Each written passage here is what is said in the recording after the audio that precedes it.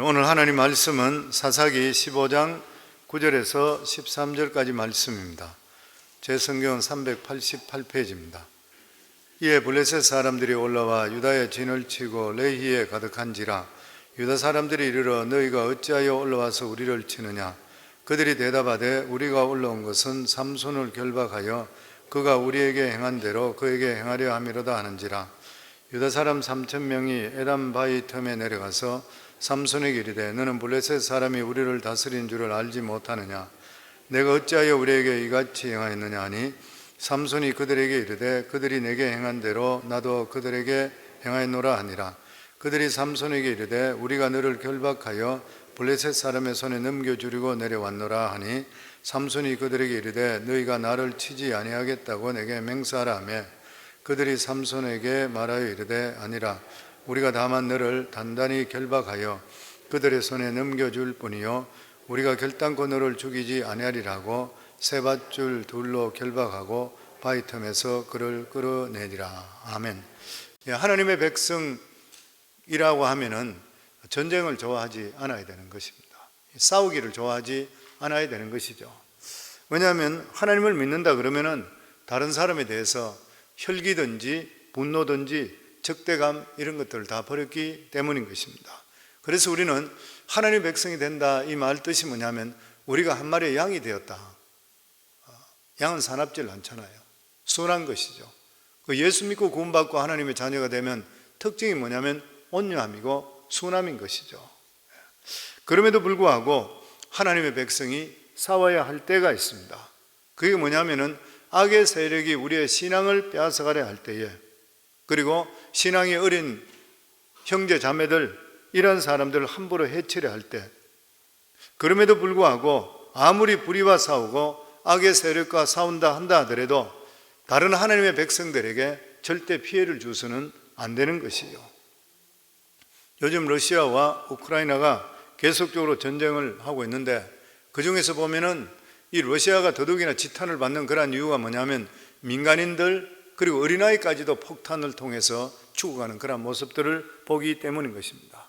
그래서 수많은 나라들이 이 러시아에 대해서 지탄을 하고 있는 것이요. 마찬가지로 하나님의 백성이 악의 세력과 그리고 사탄의 세력과 싸우게 될 때에 결코 하나님의 백성을 다치게 한다든지 교회를 다치게 해서는 안 되는 것이요. 그래서 우리가 예수 믿을 때 예수님께서 우리에게 말씀하실 때 기도 외에는 이런 유가 나갈 수가 없느니라 했습니다. 그러니까 우리가 기도하지 않고 함부로 혈기를 부린다든지 내 기분대로 설치고 다니게 된다면 사탄에게 이용당할 수가 있다고 하는 것이에요. 이렇게 해서 이긴다 하더라도 그것은 결코 승리가 될 수가 없는 것이고 결과적으로 망하게 되는 것입니다. 그렇기 때문에 하나님 앞에서 가장 중요한 것이 뭐냐면은 연약한 한 사람 한 사람들이 상처가 생기지 않도록 하고 그리스도의 몸인 교회에 상처를 주지를 않아야 되는 것이에요. 이게 아름다운 그런 삶이 되는 것입니다. 어떤 사람들은 진리를 지킨다는 그런 말을 앞세우면서 다른 성도들을 다치게 하고 교회를 박살내는 그런 경우들이 있는 것이에요. 이것은 하나님의 뜻을 세우는 것이 결코 아닌 것이고 자기의 혈기와 그 분노를 나타내는 것입니다. 축구로 따지게 된다면 자살골을 넣는 것과 똑같은 것이에요. 그래서 하나님의 백성은 누구든지 어떤 경우에도 믿음에 연약한 성도들을 다치지 않도록 해야 돼요. 우리가 예수 먼저 믿었다 해서 믿음이 연약한 자, 이제 믿음 들어온 사람을 절대로 실족시키지를 말아야 되는 것이고 특별히 교회에 상처를 주지를 말아야 된다는 이러한 확신을 가지고 살아갈 수 있어야 돼요. 이래야지 하나님 주시는 복을 받을 수가 있고 하나님의 성령의 능력이 그 사람에게 나타나게 되어 있는 것입니다. 삼손 때 이스라엘 백성들은 너무나 침체되어 있었습니다. 이 사람들이 살아가는 삶은 하나님 백성답지를 않았던 것이에요. 그래서 이들은 블레셋의 지배를 받고 있는데도 불구하고 그것으로 만족했습니다. 어떤 변화도 원하지를 않았던 것이에요. 그런데 하나님께 삼손을 성령의 기름 부음을 통해 하나님이 사사로 세워주었습니다. 그런데 삼손은 이스라엘 백성을 통해서 전혀 도움받을 수가 없었던 것이에요. 왜냐하면 이 사람들은 침체될 대로 침체되었고 감히 블레셋에 대항하지도 못했던 것이에요. 그러니까 삼손 혼자서 블레셋을 상대로 싸워야만 했던 것입니다. 삼손 마음에는 뜨거운 열정이 있었지만 다른 이스라엘 백성들은 전혀 이런 열정이 없었던 것이에요. 결국 삼손은 자기 혼자서 블레셋 사람 속에 들어가서 가시 노릇을 하며 그들을 멸하는 일에 앞장서게 되었던 것입니다.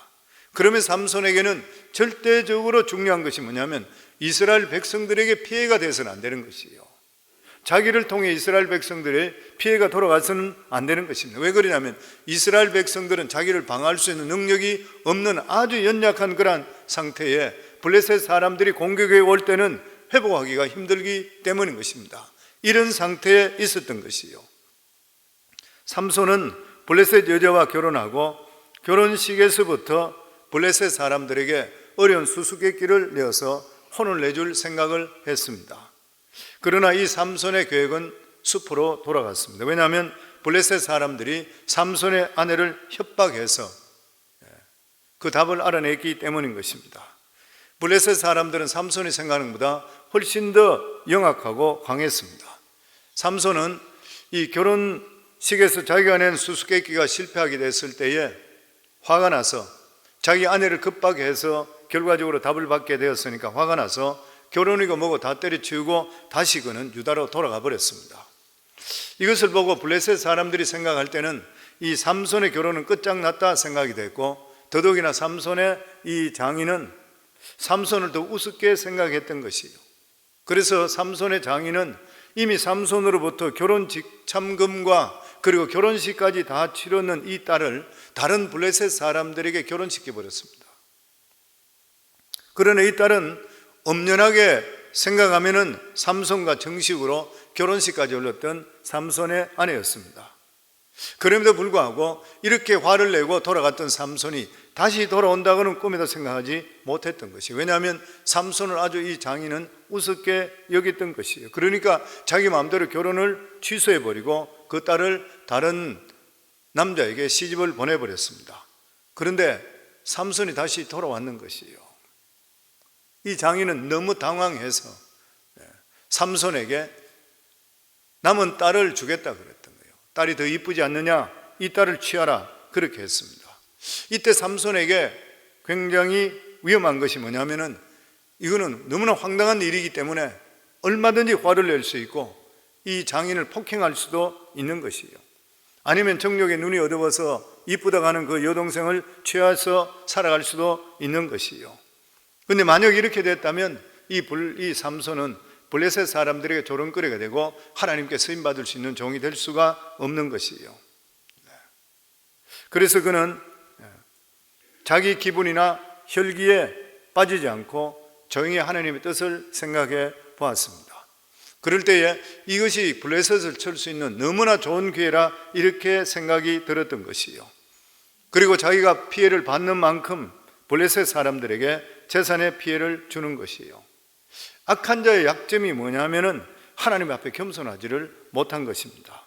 그렇게 되면 항상 무리수를 두게 되어 있는 것이고 결과적으로 스스로 올무에 빠지게 되는 것이고 파멸을 버리고 마는 것입니다. 그렇기 때문에 우리 삶에 성경이 주시는 그 말씀대로 여호와를 경외하는 것이 지식의 근본이 정말 맞습니다. 이것이 우리가 사는 길인 것이요. 하나님을 두려워해야지 무리수를 두지 않습니다. 하나님을 두려워해야지 욕심을 부리지 않게 되는 것이요. 삼손은 곰곰이 생각해 본 결과 삼손은 자기 이 아내를 빼앗겨서 합법적으로 이제는 어떤 복수를 할 수 있게 되는 것이에요. 이 블레셋에 대해서. 그래서 블레셋 사람들의 밭에 불을 지르게 된다면 개인적으로 홧김에 저질렀다 이렇게 생각할 것이라 판단했던 것이에요. 즉 다시 이야기하면 이 블레셋 사람들의 밭에 불을 질러도 삼손이 아내를 빼앗기는 것 때문에 분노 때문에 생각하지 민족적인 문제라 이렇게 생각하지 않을 것이라 생각했던 것이에요. 그래서 삼손은 300마리의 여우를 잡아서 그 여우 꼬리에다가 불을 붙여 풀어놔 버렸습니다. 여우 꼬리에 불이 붙이될 때 여우들은 막 뜨거워서 온 들판을 다니면서 블레셋 사람들의 밀밭을 다 태워버렸던 것이에요. 나중에는 밀을 베어서 싸우던 곡식당까지 이 여우들이 들어가는 바람에 완전히 다가 다 타버리고 말았습니다. 블레셋 사람들이 가만히 보니까 자기들의 밭이 온통 불바다가 되었는 것이에요. 피해가 이만저만이 아닌 것입니다. 이렇게 이것 때문에 엄청난 피해를 입은 블레셋 사람들은 모두 다가 엄청나게 화가 났던 것이에요. 대단한절 누가 이런 짓을 했느냐 알아보니까 삼손이 아내를 빼앗겼기 때문에 복수한 것이라 이렇게 알았는 거예요. 삼손이 아내를 빼앗겼으니, 남자가 아내를 빼앗겼으니까 어떻게 그냥 있을 수 있겠느냐 이렇게 생각했어요. 그래서 블레셋 사람들은 이 일을 만들었던 이 삼손의 장인과 그 아내, 그러니까 장인과 아내를 잡아서 불태워 죽여버렸습니다. 블레셋 사람들은 삼손이 복수를 한 것이지 아내를 빼앗기는 홧김 때문에 이렇게 했지 이스라엘 백성들까지 끌어들이지는 않았던 것이에요. 그러나 삼손으로 봐서는 어쨌든 간에 아내와 장인을 불태워 죽인 것이에요. 그래서 삼손은 또다시 이것을 통해서 분노를 일으키게 되었던 것입니다. 왜냐하면 어떻든 간에 그들이 죽인 사람이 삼손과 가족의 연이 있기 때문인 것이에요. 그래서 블레셋 사람들에게 합법적으로 복수할 수 있게 되었는 것이에요. 그래서 7절에서 8절 말씀을 보면 삼손이 그들에게 이르되 너희가 이같이 행하신즉 내가 너희에게 원수를 갚고야 말리라 하고 블레셋 사람들의 정강이와 넓적다리를 크게 쳐서 죽이고 내려가서 에단 바위 틈에 머물렀더라. 이 블레셋 사람들은 삼손에게 완전히 걸려들었는 것이요, 삼손은 이스라엘 백성들을 끌어들이지 않고도 얼마든지 블레셋 사람과 싸울 수 있게 되었는 것입니다. 결국 블레셋 사람들은 삼손을 한번 건드림으로 인해서 이제는 빠져나올 수도 없게 되어버리고 말았는 것이에요. 그리고 이제는 삼손이 속지도 안 하고 철저하게 순서대로 블레셋 사람들을 하나하나씩 징계를 했습니다. 삼손의 전체 생애 속에서 하나님께 가장 크게 쓰임받을 때가 이때였었습니다. 그 이유가 뭐냐면은 철저하게 하나님 손에 붙들려 있었기 때문인 것이에요. 우리는 성령이 충만해질 때는 이 자기 감정에 치우쳐서 막 날뛸 수 있다 이렇게 생각할 수 있습니다. 이상한 사람도 볼 수가 있게 되니까. 그런데 성령 충만하다는 것은 결코 우리 감정대로 절대로 행동하지를 않습니다. 실제로 성령 충만하면 우리 감정대로 절대 행할 수가 없는 것이에요. 왜냐하면 성령 충만이라는 것이 성령의 통치를 받는 것이에요. 성령의 통치를 받는다 그러면 자기 감정대로 치우칠 수가 결코 없는 것이에요. 성령 충만하면 오히려 더욱더 질서 있게 행하게 되어 있는 것이고 그 사람을 볼 때에 정말 하나님의 사람이 느낄 수가 있어야 되는 것이에요. 이번에 삼손은 철저하게 하나님의 성령의 손에 붙들렸습니다. 삼손은 화가 난다고 해서 함부로 놔두지를 않았던 것이에요. 삼손은 하나님 뜻을 생각하고 철저히 그 뜻대로 행동했습니다. 그 결과가 어땠습니까? 엄청난 승리였던 것이죠. 블레셋 사람들은 성질 같으면 이스라엘 백성들에게 보복하고 싶은데 이것은 어디까지나 삼손 혼자서 있는 것이에요. 그럴 수가 없었던 것이에요. 그래서 그들은 생각해 보기를 이스라엘 백성들을 협박해서 삼손을 잡아오게 하는 것이에요. 이게 블레셋의 고도의 술수였습니다. 즉 자기들과 삼손이 싸우는 것이 쉽지 않게 되니까 이스라엘 백성들 보고 삼손과 싸우게 만드는 것이에요. 만약에 삼손이 이스라엘 백성들을 쳐서 죽이면 삼손이 이스라엘의 적이 되는 것이에요. 다행히 이스라엘 백성들이 삼손을 잡아오게 될 때는 자기들은 손 하나 대지 않고 삼손을 잡게 되는 것입니다. 그 말씀이 오늘 읽었던 9절부터 말씀입니다. 9절에 10절 우리 같이 읽겠습니다. 이에 블레셋 사람들이 올라와 유다의 진을 치고 레이에 가득한지라 유다 사람들이 이르되 너희가 어찌하여 올라와서 우리를 치느냐? 그들이 대답하되 우리가 올라온 것은 삼손을 결박하여 그가 우리에게 행한 대로 그에게 행하려 함이라 하는지라. 블레셋 사람들은 과거에 삼손의 아내를 이용했던 것처럼 이번에는 유다 사람들을 이용해서 삼손을 잡아오게 했습니다. 그래서 블레셋 사람들은 유다 사람들을 공격할 것 같이 진지포진을 했던 것이에요. 그래서 유다 사람들이 왜 너희들이 올라와서 우리가 무슨 잘못을 했는데 우리를 오늘 치려고 하느냐? 그렇게 했을 때 너희들이 잘못한 것보다 삼손이 문제가 있으니 삼손만 잡아들이라 그렇게 이야기했던 것이에요. 사단이 이 그리스도인을 망하게 하는 방법 중에 하나가 뭐냐면 가장 가까운 사람들이 배신하게 합니다. 배신하게 만드는 것이죠. 그래서 서로 싸우게 만드는 것이에요. 우리가 은혜를 잃어버리게 되면 성도들끼리 서로 미워하게 되고 악감정을 가지고 싸우게 되는 것이요. 결국 이것은 사탄을 유리하게 만들어주는 것입니다. 어느 집에서도 집이 망할 정도로 부부간에 막 머리가 깨지도록 싸우는 가정들이 있습니다. 사탄이 바라는 일인 것이죠.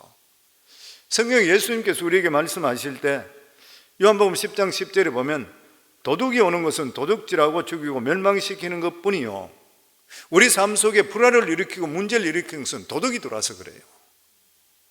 내가 온 것은 양으로 생명을 얻게 하고 더 풍성히 얻게 하려 함이라. 그래서 부부간에 싸우더라도 생각을 하시고 싸워야 돼요. 실제로 보면 이것을 왜 싸우는지 사탄이 하는 것이구나, 무엇이구나 우리가 깨달을 수 있어야 돼요. 왜냐하면 사탄이 오면은 항상 관계를 깨버리고 말기 때문인 것입니다. 교회가 시험 들어서 자기들끼리 죽이고 싸우고 이렇게 하는 것도 역시 마찬가지로 사탄의 뜻이 이루어지는 것이요. 그래서 교회에 어려움이 있을 때, 아니면 어떤 문제가 생길 때 할 때는 말보다도 기도부터 먼저 할 수 있어야 되는 것이죠. 에단바에 숨어있는 삼손을 잡기 위해서 유대 백성 3,000명이 몰려왔습니다. 참으로 한심한 것이 이 3,000명이라는 군대들이, 이 사람들이 삼손을 도왔다면 나라를 되찾을 수 있었을 것이에요. 그런데 지금은 같은 편인 삼손을 잡으러 왔습니다. 하나님께 기름 부은 종에게. 그러면서 삼손에게 했는 말이 뭐냐면은, 블레셋 사람들이 우리를 관할하는 줄 너희는 알지 못하느냐? 지금 블레셋 사람들에게 우리가 지배받고 있는 걸 알지 못하느냐? 오히려 책망해 있는 것이에요. 그러니까 우리가 블레셋으로 지배를 지금 받고 있는데 왜 블레셋 사람들에게 분란을 일으키느냐? 그래서 왜 우리를 곤란케 하느냐? 지금 그 말을 하는 것이죠. 하나님은 이스라엘 백성들을 살리기 위해서 삼손을 보냈습니다. 그런데 이스라엘 백성들은 이것을 원치 않았던 것이에요. 오히려 삼손을 붙들어서 밧줄에 묶고 블레셋 사람들에게 넘겨버리고 말았던 것입니다. 이때 삼손은 이스라엘 백성들에게, 이 유다 사람 잡으러 온 사람들에게 한 가지만 요구했습니다. 그것이 뭐냐면 그들이 직접 삼손을 공격하지 말아라는 것이에요. 왜냐하면 그렇게 되면 같은 동족끼리 싸우게 되는 것이에요. 그래서 유다 백성들이 그렇게 하겠다고 약속했을 때 삼손은 너무나 순순하게 밧줄에 결박당해서 끌려갑니다. 삼손은 마치 순한 어린 양처럼 유다 사람들에게 결박되어서 블레셋 사람들에게 넘겨집니다. 그 이유가 무엇인 것입니까? 왜 삼손은 자기를 잡으려고 왔던 이 팔아넘기는 유다 백성들과 싸우지를 않았는 것이에요. 삼손은, 이 유다 사람들은 자신이 적이 되어서는 절대로 안 된다고 생각했기 때문인 것입니다. 삼손의 머리에는 이스라엘 백성들과 절대 싸워서는 안 된다는 생각이 박혀 있었던 거예요. 이거는 굉장히 중요한 것이에요. 비록 삼손이 보기에 지금 이스라엘 백성들은 이렇게 영적으로 침체되어 있고 자기를 팔아먹고 배반하고 있다 한다 하더라도, 그럼에도 불구하고 하나님께서 자기를 보낸 목적이 뭐냐면 이스라엘을 건지는 것이에요. 이스라엘을 치는 것이 결코 아니라고 하는 것이에요. 그러니까 삼손은 이스라엘에 대한 믿음을 가지고 있었던 것입니다. 그래서 이 삼손에 대해서 주경학자들이 이야기할 때, 요즘으로 이야기한다면 삼손은 교회관이 분명히 좋았다는 거예요. 교회관이. 요즘 많은 사람들이 교회를 불신합니다. 불신하는 것이죠. 전에도 한번 그런 이야기 들은지 모르지만, 우리 데니엘 목사가 한국에 원어민 교사로 가 있을 때에 거기 제가 방문했는데 그 교장 선생님한테 인사라도 드려야 될 거, 선교 가는 길에 잠깐 들려서 제가 거기에 인사하러 갔더니만 교장 선생님이 자기 방에 들어오라 그러면서 티를 같이 하면서 저보고 이제 데니엘 목사에 대해서 여러 가지 좋은 이야기를 많이 해주시면서 나보고 하는 말이, 앞으로 우리 아드님은 장래에 뭐를 시킬 겁니까? 그러길래, 우리 아들은 신학 가기 때문에 목사 됩니다. 그랬더니 깜짝 놀라요. 왜 목사를 시키냐고. 왜 그 많은 중에 그분이 나한테 핏대로는 성을 내더라고. 제가 깜짝 놀랐어요. 거기서 목사를 이렇게까지 사람들이 별 볼 일 없이 생각하구나. 목사가 얼마나 좋아요. 나 같은 사람은 다 모든 걸 다 버리고 목사 되는데, 하나님이 살아계시는 걸 아는 것 같으면 목사가 얼마나 좋아요. 그런데 세상이 그렇게 생각하는 것이에요. 얼마나 교회를 불신하는지 몰라. 목사도 불신하는지 몰라. 목사도 지천받을 사람이 있긴 있지만 극히 소수잖아요. 얻은 사람이 얻은지 마찬가지지만. 그래서 교회에 대해서 쉽게 사람들이 비판하고 욕을 하는 것이에요. 많은 사람들에게 있어서 교회관이 좋지를 않는 것입니다. 그런데 교회라고 하는 것은 우리가 생각하는 것보다 훨씬 더 중요한 것이에요. 하나님의 우주적인 구원의 책임을 누구에게 맡기냐면 교회에 맡긴 것이에요. 성도님, 우리가 교회에 왔기 때문에 구원받았잖아요. 그래서 이스라엘과 교회는 굉장히 중요한 것입니다. 예수님께서 승천하신 후 성령 강림을 통해서 이 지상에 교회를 세웠습니다. 그리고 이 교회를 통해서 예수 그리스도의 사역을 전승하는 것이요, 예수님 하는 사역을 받아서 그 구원의 사역을 이루어나가는 것이요, 그리고 이 세상에 교회만큼 더 중요한 건 없는 것이요. 왜냐하면 교회는 예수 그리스도의 전신 몸이기 때문인 것이요. 그래서 예수 그리스도의 몸을 이루고 있는 교회에 절대로 상처를 주지 말라는 것이요, 주서는 안 되는 것이요. 교회에 상처를 주고 욕되게 절대 하지를 말라는 것이요. 아무리 내 생각이 옳다 하더라도 내 생각을 계속적으로 주장하다 보면 사람들이 꼭 편당이 생깁니다. 동조하는 사람이 생겨요. 왜냐하면 생각이 같든지 아니면 돈이 많든지 권력이 있든지 능력이 있다 생각하면 붙는 사람들이 있어요. 이상한 사람들이 분명히 생기게 되어 있습니다. 이런 식이 된다 그러면은 교회를 저해하게 하잖아요. 교회를 저해하게 될 때는 아무리 옳다 한다 하더라도 결국 사탄의 놀이가 되는 것이에요. 그래서 고린도전서 10장 23절 24절에 보면 사도 바울은 이런 말을 합니다. 모든 것이 가나 모든 것이 유익한 것은 아니요, 모든 것이 가나 모든 것이 덕을 세우는 것은 아니니 누구든지 자기 유익을 구하지 말고 남의 유익을 구하라. 그리스도인은 할 수 있느냐 없느냐는 문제를 뛰어넘어서 해서 좋으냐 나쁘냐를 생각해야 돼요. 개인의 자유와 권리 행사보다도 더 가치 있는 것은 이 일이 진짜 유익되는 일이냐, 큰 덕이 될 수 있는 일이냐, 이걸 먼저 추구할 수가 있어야 되는 것이에요. 그래서 단체를 먼저 생각할 수 있고, 그리고 다른 사람을 먼저 생각할 수가 있어야 되는 것이에요. 성도님 중에서도 그런 이야기 해보면, 목사님 저 사람이 혹시나 뭐 이런 일로 시험 들어서 교회 떠날까 봐 어떨까 봐 막 전전긍긍하고 이런 분들이 있어요. 너무 안타깝게 생각하는 그런 분들 계세요. 제가 볼 때는 참 귀한 마음이라 그렇게 생각돼요. 항상 어떤 일이 있을 때는 이 일을 통해 상대편에게 어떤 마음을 줬을까 생각할 수가 있어야 되는 것이에요. 예수 믿으면 우리가 자유가 있습니다. 그런데 우리가 가지고 있는 이 자유보다 실제적으로 내 유익보다도 남에게 어떤 유익을 추구할 수 있느냐, 성경에 보면 모든 사람의 유익되는 일을 하라 그랬거든요. 그러니까 어떤 일을 하더라도 교회 전체에 유익되는 일이 무엇인가를 먼저 생각할 수가 있어야 돼요. 이런 사람을 하나님께 찾으십니다. 그리고 그런 사람은 복을 주시게 돼 있어요.